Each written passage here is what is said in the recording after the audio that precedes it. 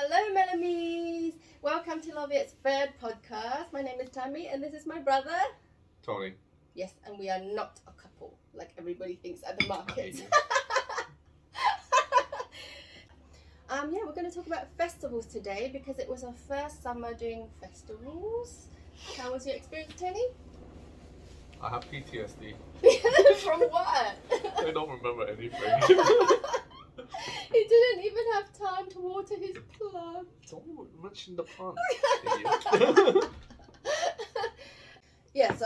Last year, so in the beginning, the very beginning, Tony and I were very adamant about not doing festivals at all.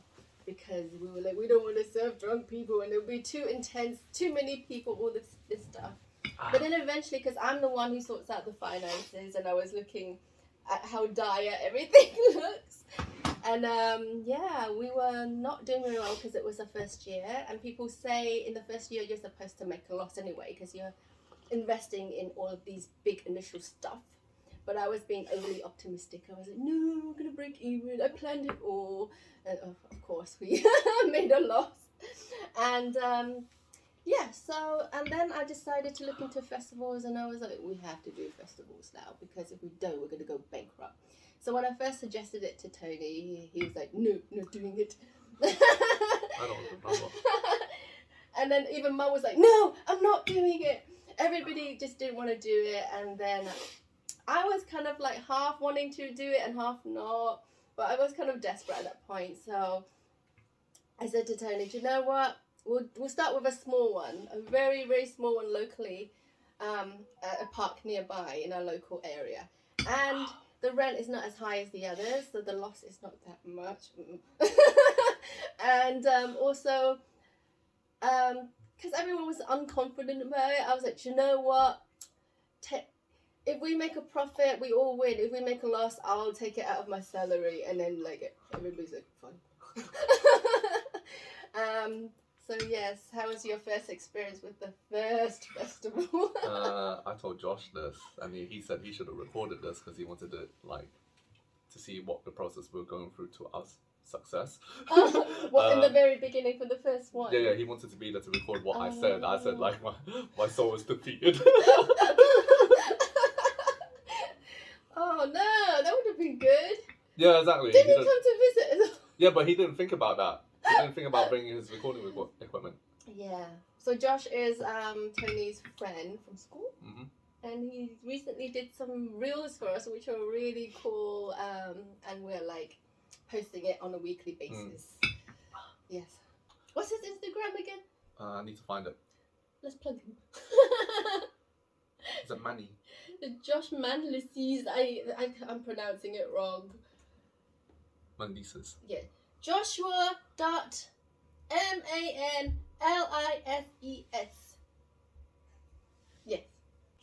Yes. The first festival was very nerve-wracking for me because I was like, if this doesn't go well, Tony's gonna say no to the next one. Like, I need it to go well, not because for me, if it didn't go well, like, I see it as an investment because currency doesn't always come in the form of money. It comes in skills, experience, and all that stuff. But no, you didn't say anything. No. But in my inside, I was like, if it doesn't go well, he's gonna say no to the next one. That's what I thought. But he didn't say anything. No, because I already knew where I was gonna go. Based on these circumstances and the demographic, so I knew what was going to turn out to be. Well, I thought it would at least break even. I didn't think it would be that bad. No, I was predicting it. But no, in the first festival, at least I think we were all headless chickens. We've never done it before, and then like uncle and auntie came to help as well. Auntie was volunteering. She didn't get paid that weekend. Everybody was like just crazy running around, and I was super stressed. I've never done it before. How did you feel? What in terms of what in particular? Like when we were setting up for the first festival on the first day, did you feel like stressed? Did you feel like, ooh, see how it goes? Pretty much. Like, you don't know. It's the first time doing it, so we don't really know what we're doing, right? Yeah. So as I said, for me, it needed to go well. The pressure was on because the whole family was like, "If it's your fault." Am I allowed to swear on these things? I need to beat myself out. Anyways. Do it. I don't care. Yeah, so it didn't go so well, but we gained experience and even the layout. I mapped everything out and I showed it to Tony. What do you need to move around? And we thought everything was fine. And then even the second festival, we had to kind of move the layout a bit. By the third festival, it was perfect because the workflow was smooth.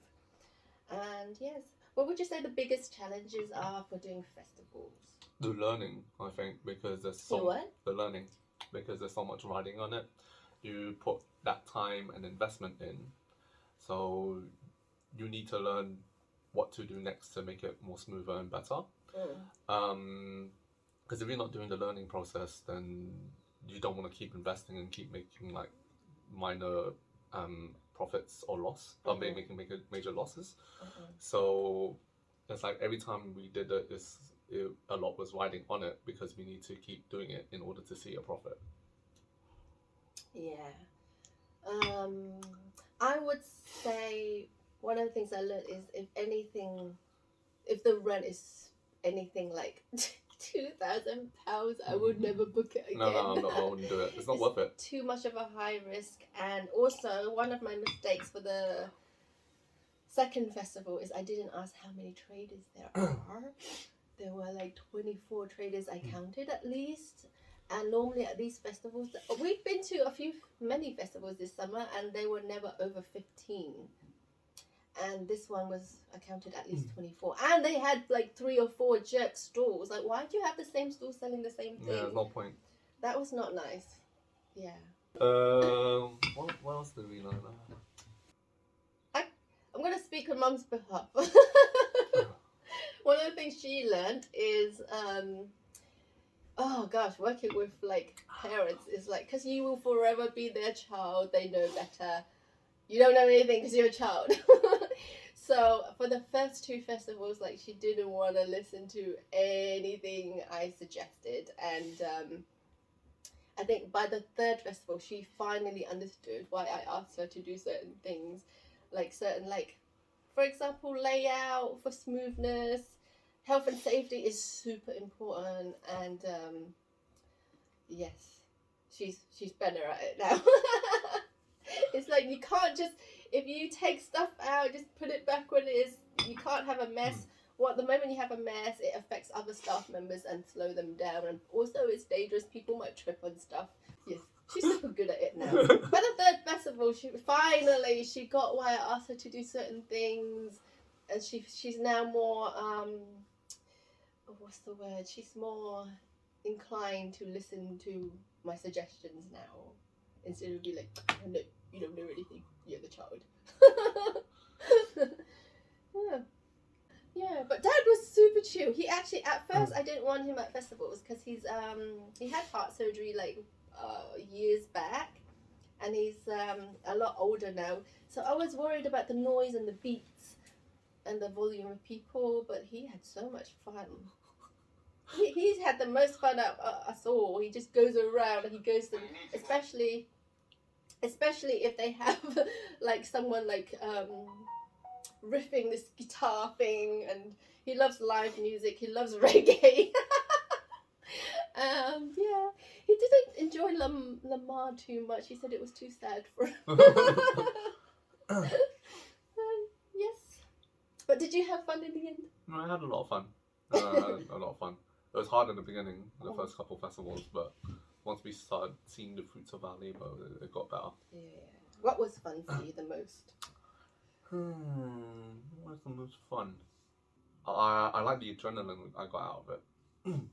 That was a lot of fun. Yeah. Actually, no, it depends on the festival as well. If it's like the Pokemon festival, then I just had super fun. There was nerds everywhere. Yeah. That was the best part. What was fun about? it's just you see people just being nerdy, right? That's the first thing, and then second of all is because the type of demographic and crowd that comes out of it, they're a lot more nicer and polite. So serving them is just like it's just nice. It's just a pleasure, right? Yeah, and you have chats with them. Yeah, you have chats with them as well, and it's always funny because they come over and they buy like 6 cans of Pokemon drinks. Oh yeah.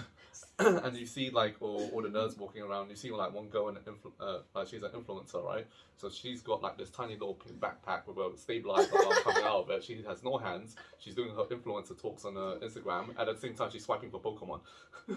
And her phone had a little umbrella on top. A mini one is so cute. Yeah, so that one was a good job because I just had fun doing it. There were a lot of fun people as well coming. Yeah.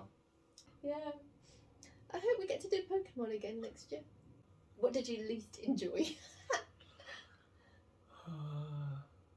Not getting money. That affected my mood. If I don't see profit, it's not good. Oh yeah, it was like I knew I had to do at least one, whether it does badly or well. I had to do at least one for Instagram and for experience because before summer we only did market, Kettle Water Market and a few other places, but yeah, it was really hard because a lot of places we applied to or reached out to, they didn't respond at all, or they just flat out said no. And I realized that the first thing they go to, usually, not always, but it's your Instagram. It's like your CV in this business. Because I have tried to recommend some of my friends who are traders as well to the companies I work with. And the first thing they ask is, what's their Instagram? Do they have more pictures? Do they have another store? Like they really want to see that you've done a lot on your Instagram. So if your Instagram is good, and we spent a lot of time on it this summer. Yeah, we did so much on Instagram, and once summer ended, I reached out to people. Everybody responded. Some people even reached out to us, and we didn't have to reach out to them. So we're at this point now where we have options, and we're not scared for winter anymore. Winter was scary, like before the festival stuff, because we knew how bad it was last year. Yeah. So we were scared that it would be like last winter where we don't have a lot of options and we won't be able to pay back the loan for the van.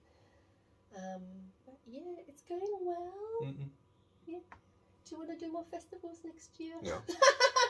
Mum's all about festival now. She only wants festivals. Because I told you, like if Mum sees money, she's got so much energy. Yeah, last year she was like, no, I'm not doing festivals. And now it's like, I only want festivals.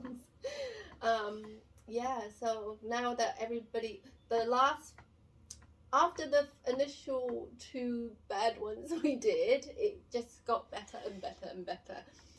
And yeah, now everyone only wants to do festivals. And everything seems so slow paced to us now because we're so used to that adrenaline. Yeah. How do you feel now you're at a normal market? If it's like a normal market, it's a bit slow paced. I'd rather like cram it all in like 2 hours. It's like, 3 hours. I feel like now the speed is set to like, when you go on your phone and you set the speed like faster or slower, it's now set to like slower. I'm living a slow life. No, the difficulty level just went down. If we were talking about video games. Oh yeah, Tony also mentioned that. So we were doing our first few festivals and I was like, oh, I realised something, Tony. One person needs to be a manager and only does that role and not do anything else. Because if there's no manager, it just goes crazy. And what did you say to me? Well, it's like a game. Yeah, it's like Overcooked. Because usually when I play with my friends on Overcooked, it's like you get 4 players, but then you have a 5th player who's the manager. And then you said it goes well if you have a it goes manager. smoother. Oh yeah. So I think because Tony was managing the front and the till and then all the IT stuff. So at first I was doing too many things at the same time, as well as managing. So in the end I was like, do you know what, Mum? I'm gonna delegate tasks. Stop asking me to do stuff. I'm just gonna manage. And if someone needs help, I'm gonna jump in. Or if someone's not turning up, I'm gonna jump in. But I'm not gonna give myself too many roles. And then it worked out better. Yes, and yeah, like I said, all these festival stuff we put on Instagram and catering stuff. And last year, yeah, I did the social media stuff blindly. It was all based on blind faith because, you know, when I was researching, they say you're supposed to do these things, it's supposed to help. But in the first year, I didn't see it helping. I really didn't see the results of it. I just did it on blind faith, and I was like, yo, just have fun with it. If it doesn't work out, it doesn't work out. But after this summer, I finally see the results of the stuff we've been doing on Instagram. And yes, and I'm trying.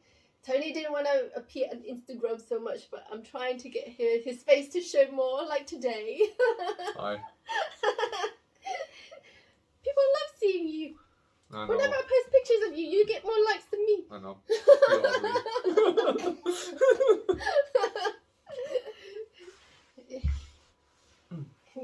He's an idiot, really. Oh, and we realised that we are very niche in the market. Yes. So when did you realise that? Near the beginning. You can just see it based on when you go to a market, what customers go for what. So stuff like chips, like 5-star chips, burgers, hot dogs, burritos, they always do really, really well. Because they're usually quite safe choices. You can't really go wrong with it. Whereas with Vietnamese, it's a little bit more niche because they're, number one, customers are expecting a certain thing from Vietnamese food. So stuff like pho or banh mi. But we tend to do things a little bit differently. So we do lao instead of pho sometimes. Also, because a lot of people still, they know Chinese more than they know other Asian, like East Asian cuisines. So they don't typically go for Vietnamese a lot. And also, there's not a lot, I don't think there's a lot of Vietnamese stalls out there. So it's still on the like unknown side. And it depends on your demographic as well. So usually office workers, they generally do know about Vietnamese food a little bit more, but everyone else not so much. I think at first, it's kind of like short term versus long term. I mean, in the beginning, it was like, oh, not many people know Vietnamese, and like when we were parking at Canada Water Square when the market is not on, we didn't really get a lot of people being adventurous. So at the time, being a niche wasn't a good thing at that location. But then I realized, oh, when I started applying for festivals and certain corporate staff and just certain and different locations, I was like, oh, they actually want us because they don't have a Vietnamese place yet.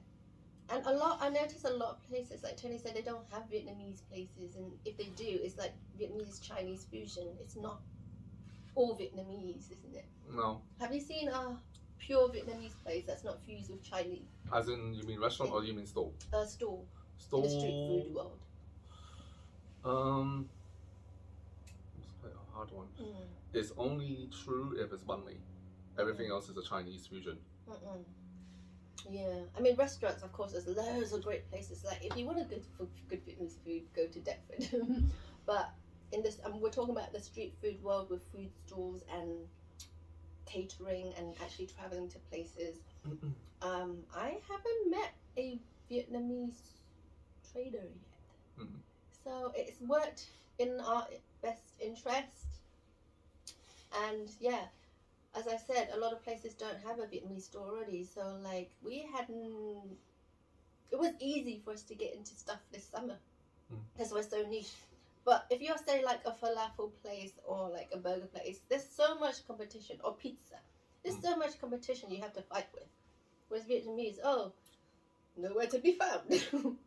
So, yeah. At one point, didn't you have to get one of the platforms to add Vietnamese to it because it just wasn't a thing. Yeah, it's a major catering Yeah, platform. so I'm gonna mention Together because we like them. We have nothing negative to say about them. Yeah, we love Together. It's not Together, it's Together. They used to be called Feasted, and they didn't have Vietnamese in the tag. There was another platform we signed up for as well, and we asked them both. I emailed them both to say, can you add Vietnamese to the tag? Because customers, if they want Vietnamese, they can choose what cuisine they want, right? But they didn't have Vietnamese yet. So the other platform said they'll work on it, but they don't know when it's going to happen. But Together, it was so quick. It was like, I emailed them, and then the next day they were like, oh, we've added it. And yeah, now people can search for Vietnamese. They're actually using the tag. So yeah, they had Thai, Chinese, Japanese, everything, but they didn't have Vietnamese, and they added it on when I asked, could you add it? So that was cool. They're really like on it. Yeah, they're really helpful.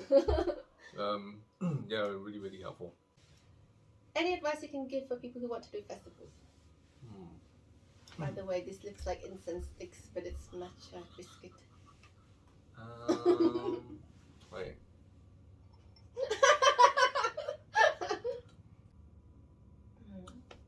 In terms of food, work with a concept. So, if you want to do burgers, do that thing. I think that trying to do certain types of fusions won't work necessarily well. So just focus on brand, like one cuisine at a time, and work it out from there. Secondly, make sure you got a team. Team is very important. A very cohesive team. I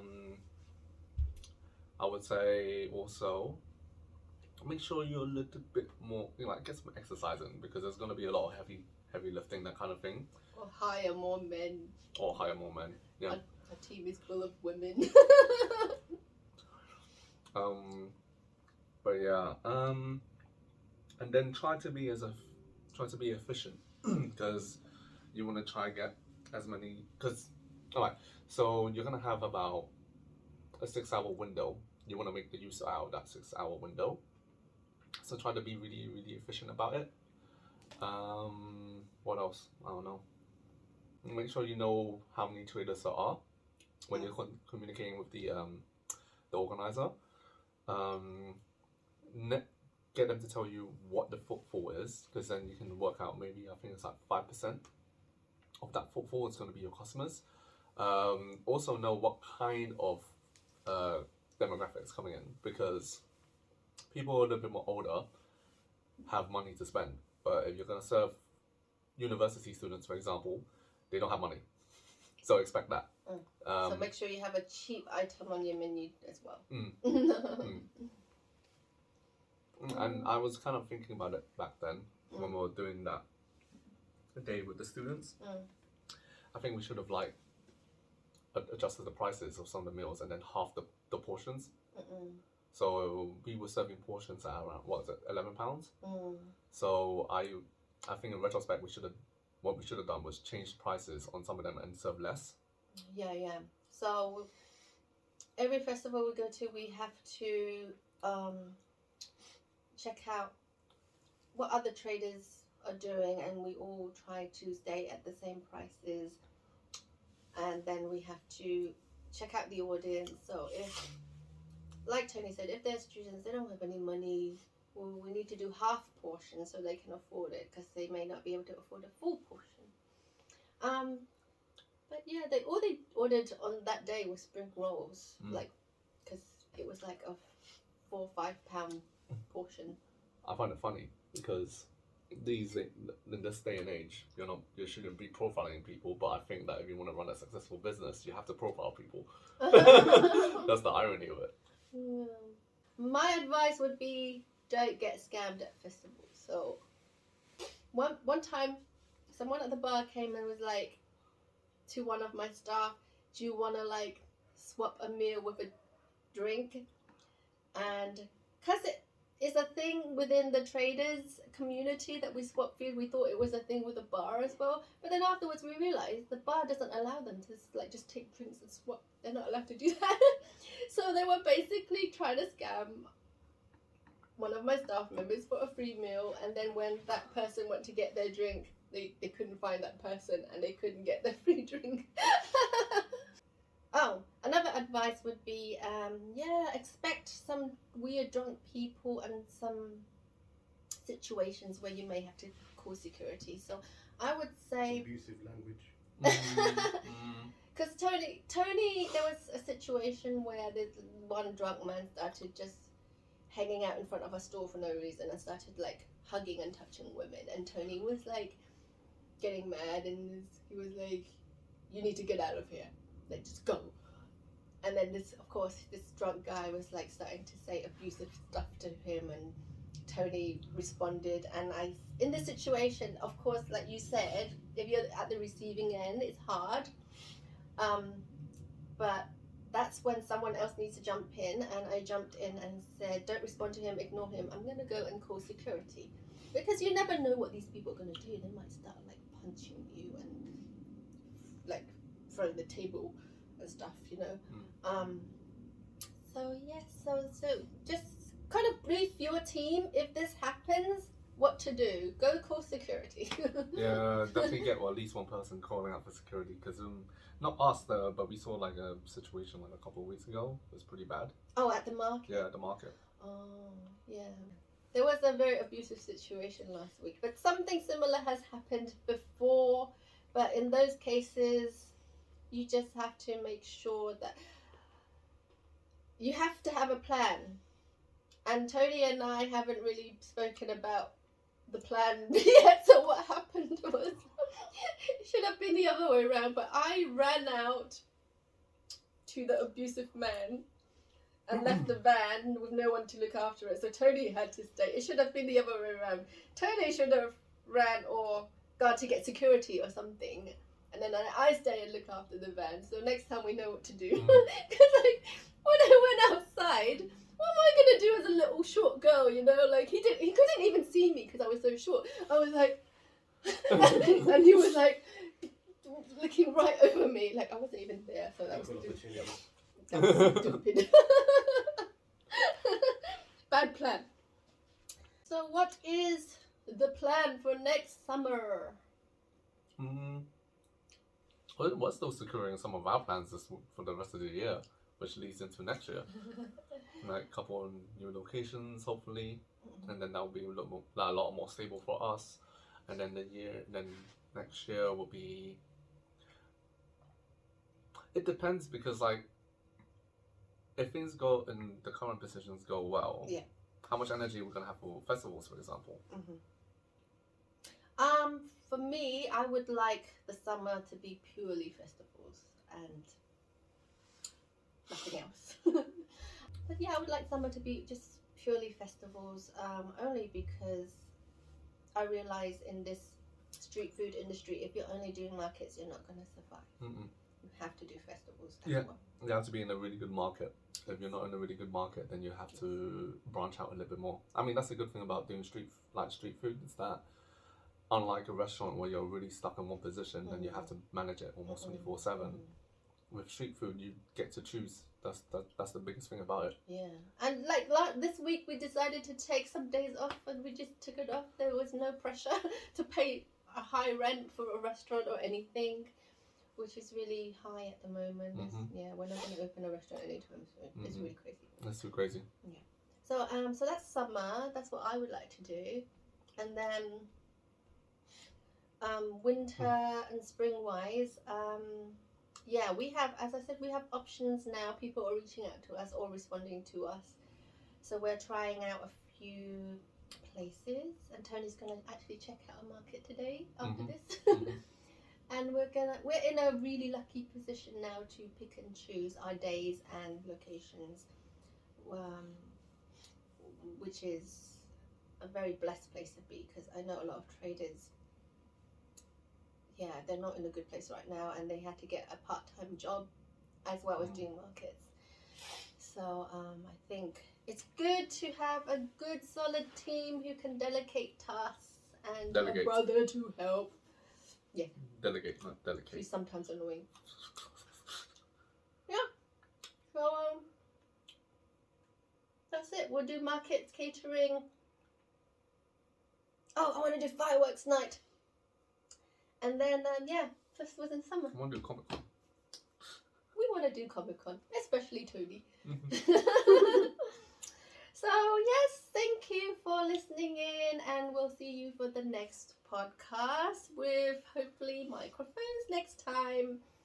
And see you. Bye.